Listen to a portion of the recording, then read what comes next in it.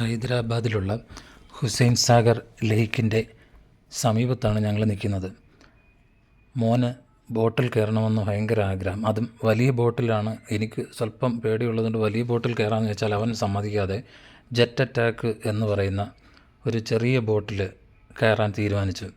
അതിലാവുമ്പോൾ driver ഉണ്ടെങ്കിൽ പോലും നമുക്ക് കൂടി ഓടിക്കാനുള്ള ഒരവസരം അവർ തരുന്നുണ്ട്.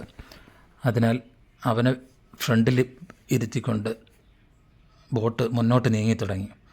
ആദ്യമൊക്കെ കുറച്ച് പേടിയുണ്ടായിരുന്നെങ്കിലും ബോട്ട് യാത്ര അതീവ രസകരമായി തോന്നി.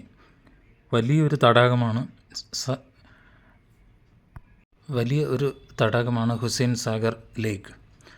അവിടെ ഒരുപാട് റൈഡുകളുണ്ട്. വലിയ ബോട്ടുകൾ, ചെറിയ ബോട്ട് സർവീസുകൾ, ജെറ്റ് അറ്റാക്ക്, ഇതുപോലെയുള്ള 2 പേർക്ക് നമുക്ക് ഓടിക്കാൻ പറ്റുന്ന ബോട്ടുകൾ, അതുപോലെ പല തരത്തിലുള്ള റൈഡുകളും ഉണ്ട്. വലിയ സമയമില്ലാതെ തന്നെ നമ്മൾ തിരിച്ചെത്തി.